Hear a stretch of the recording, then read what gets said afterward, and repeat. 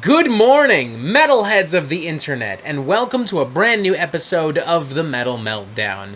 Today we are talking about the 12th studio album from Japanese experimental black metal masters Sigh, entitled Shiki. Japan has gifted us with some seriously insane and over-the-top rock and metal music over the course of the past 30 to 40 years or so. For instance, they are responsible for the visual kei movement, which is basically Japan's interpretation of the American glam and heavy metal scene. They've also gifted us with kawaii metal, or kawaii core if you prefer, which is what a lot of J-pop heavy metal fusion stuff is often labeled. They have their own totally unique metalcore scene, their own totally unique death metal scene. There's a lot of, all-female hard rock, pop metal, power metal bands as well, which I find really fascinating. But in my opinion, the most exciting and entertaining and ambitious band of the bunch is none other than Sigh. Hailing from Tokyo, these guys started off as a more straightforward and traditional kind of black metal, extreme metal band in the late 80s and into the early to mid 90s, but eventually transitioned into superstars of avant-garde and experimental metal.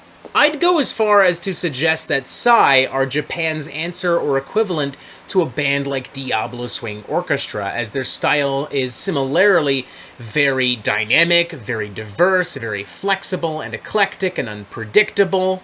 They're constantly pulling in inspiration and influence from across the rock, metal, and music spectrums, from jazz fusion, classical, progressive rock and progressive metal, symphonic metal, from traditional Japanese music. They're constantly bringing in all kinds of weird string instruments and all kinds of weird drums. They've used jaw harps on records. They've used organs on records. If you can name it, it has at some point appeared on a Sigh record. While they have not, in my opinion, made a single bad or even mediocre album, it's worth noting that the 2010s in particular have been really fucking good for Sigh, with a slew of back-to-back smash hits, like Scenes from Hell, Insomnophobia, Grave Word, Heir to Despair, back-to-back motherfucking bangers for days, totally weird, totally obscene, totally fantastic. And guess what, folks? Shiki is no exception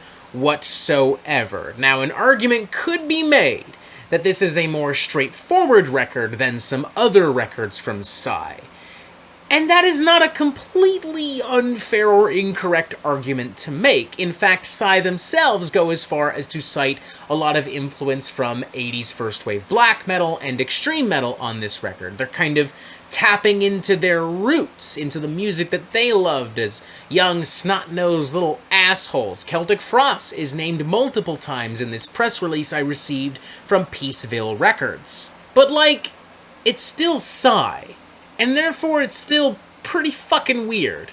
And also still, therefore, pretty fucking good. Take, for instance, Shuja Hitsumetsu, which just bleeds 80s heavy metal and extreme metal nostalgia and worship. One moment you have these very manic and rabid and primal and violent kind of underground black metal passages with a little bit of punky momentum, there's some throbbing bass lines and some really demented vocals.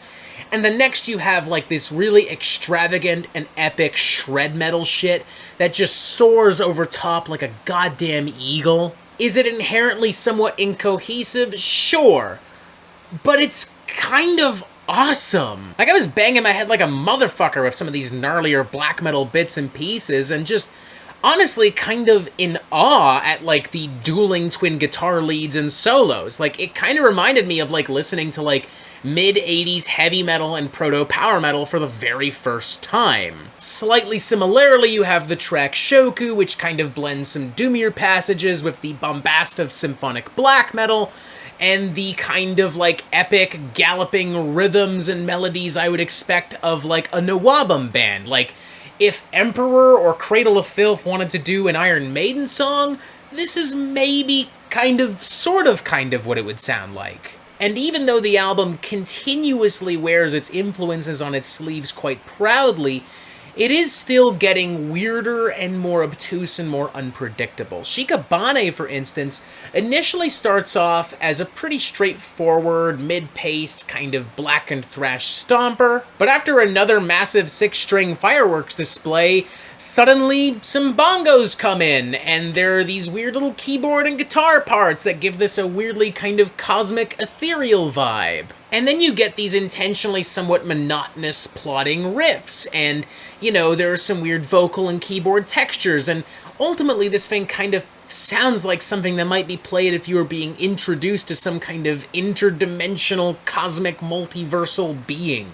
And then there's Fuyuga Kuru, which brings in tons of, like, tribal world music percussion, almost in the vein of Sepultura, and it has flutes and pipes and all these different woodwind arrangements, which brings to mind, like, some traditional folk music and even some classic prog rock. Like, I'm weirdly reminded a little bit of Genesis here. There's also this really groovy, thrashy bit that reminds me of, like, Rust in Peace era Megadeth, and not too long after that, there are some weirder, kind of robotic sci-fi vocals with a lot of sound effects and a lot of different filters that ends up sounding like Traced in Air era Cynic. But as successful as these experiments are, the same cannot be said for all.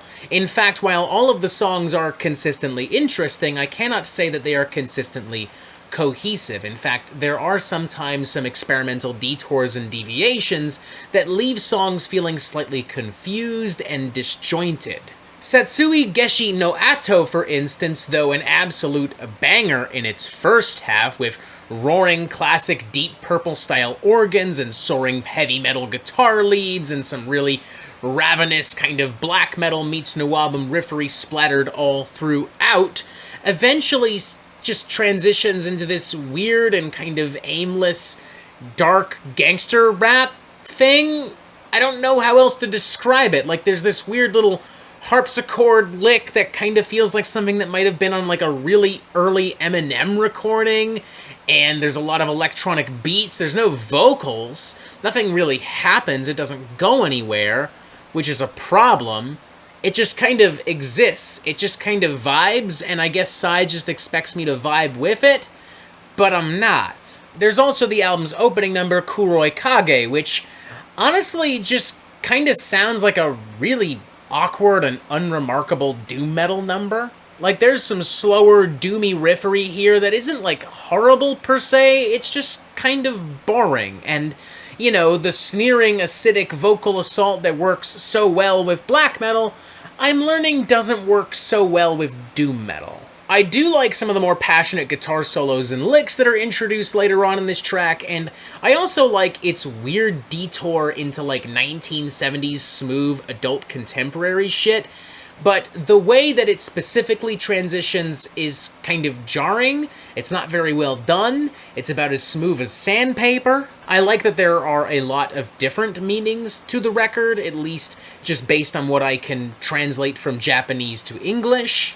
Peaceville goes as far as to clarify that the two primary themes for the album are Four Seasons and Time to Die, and that the concept and artwork is based around a traditional Japanese poem, and that on Shiki, Mirai explores how at this stage of life he himself is going through autumn with winter coming soon, and so empathizes with the contrasting sentimental feelings from watching cherry blossoms, a symbol of spring, in full bloom. I'm feeling a strong 4 out of 5 on this. I was consistently really entertained and captivated by this record. The little bits and pieces that don't quite fit together were still interesting enough on their own that I did want to go back and re-listen to them. I very much look forward to seeing how all of you dissect this record and what lessons and ideas you pull from it. It's definitely something where I think everyone is going to have their own unique experience and reaction, and I look forward to seeing all of those. Once again, 4 out of 5, holy shit. Another great record from Sigh. Not a flawless record, but definitely a fucking great one, as far as I'm concerned at least. And that is it for the Metal Meltdown. I'm not an expert, nor do I claim to be, so what do you think? Do you like this record? Do you not like this record? And what do you want to hear from me next? And thank you for watching. Make sure you press subscribe right here so you get updates on the Metal Meltdown e-fucking immediately. And as always, you have yourself a fantastic fucking day.